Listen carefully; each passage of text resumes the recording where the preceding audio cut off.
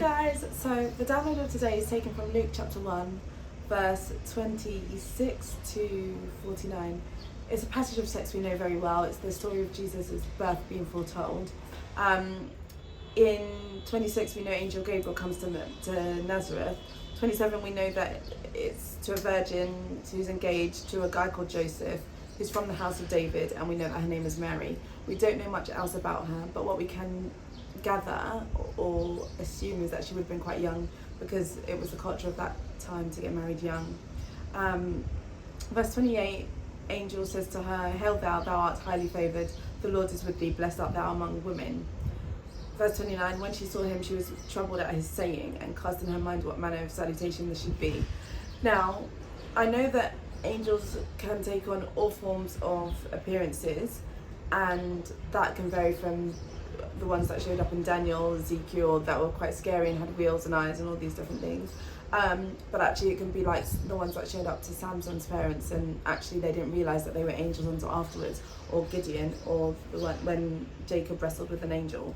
But what we can know is that in this same passage, verse 19, or earlier on in the passage, the same angel Gabriel, had shown up to Zacharias, and it said that Zacharias, fear fell on him, like he was shook, he was scared. So I know that I've read in some places that actually that can speak to an extension of Mary's personal life, personal devotion with God. She was used to seeing angels, so she wasn't so much troubled by an angel showing up as, can you imagine if an angel shows up here, like we would be troubled. So she wasn't so much concerned about the angel showing up as she was about what he said.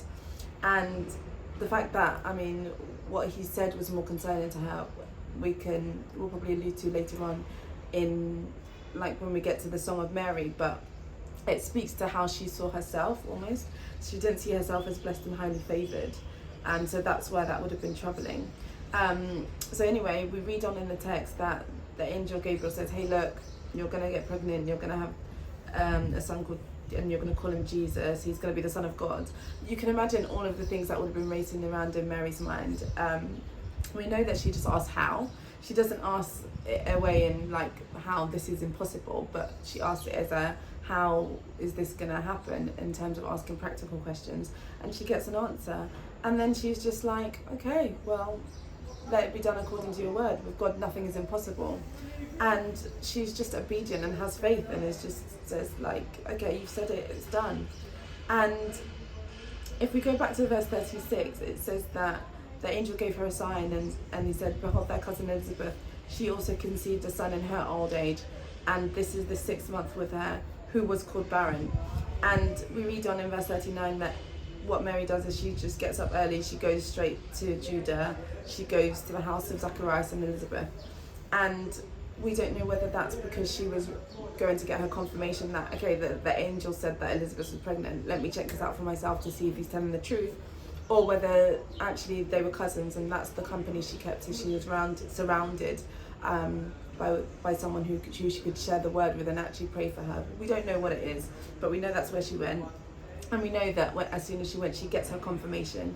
So Elizabeth says in a loud voice, "Blessed art thou among women, blessed is the fruit of thy womb. Whence is this to me, that the mother of my Lord should come to me? As soon as the voice of thy salutation sounded in my ears, the baby leapt in my womb." So Mary gets her confirmation straight away of, okay, Elizabeth's pregnant, because she said her baby's just leapt in her womb.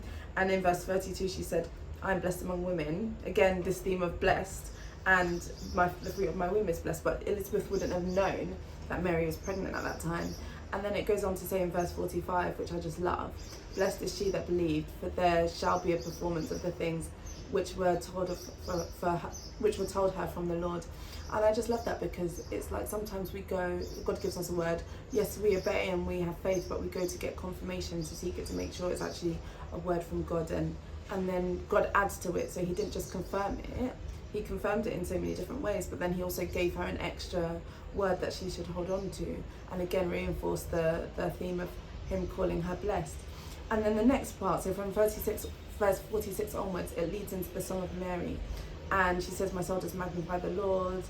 It's like she goes into a time of worship essentially, and she says in verse 48, "He regarded the low estate of his handmaiden. Behold, from henceforth all generations shall call me blessed.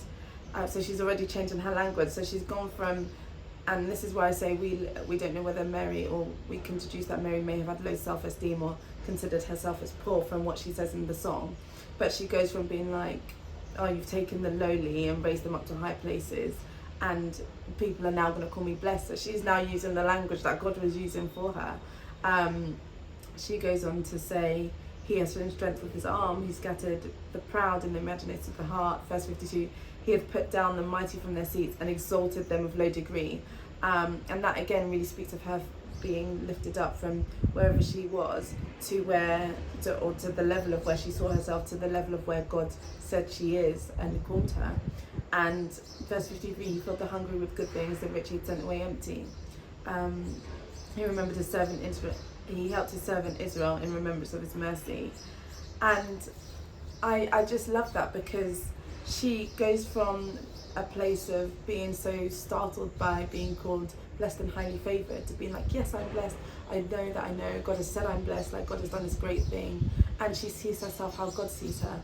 And as I read this, I just thought we just need to be more like Mary. She obviously had a relationship with God that she was used to God showing up. So she was expecting. So we need to, in the same way, expect God to come. When he gives us a word or gives us instructions, we just need to take it at face value, be obedient to what he says and have faith. It's okay to ask practical questions, but doubt is something else. So we definitely need to have faith and not doubt. And then again, keep good company, get that confirmation. And when we know that we know that we know, when we have that faith that actually, yes, it's going to happen, God has said it, worship, praise God. And yeah, that's all we have to do. And I love that the Bible is full, again, of examples of people who are just like us, who see themselves here, and actually God is saying, no, actually, this is where I see you. It says in, I think, Matthew, that God calls the foolish weak base despise nothing. And it's again this theme of God calls people that don't really see themselves as doing much or achieving much or being considered high or anything, and he lifts them up and he uses them all for his purpose and all for what he wants to do. So we just need to stay prayed up and be open to being used by God as a vessel. So yeah, that's the word. See you tomorrow.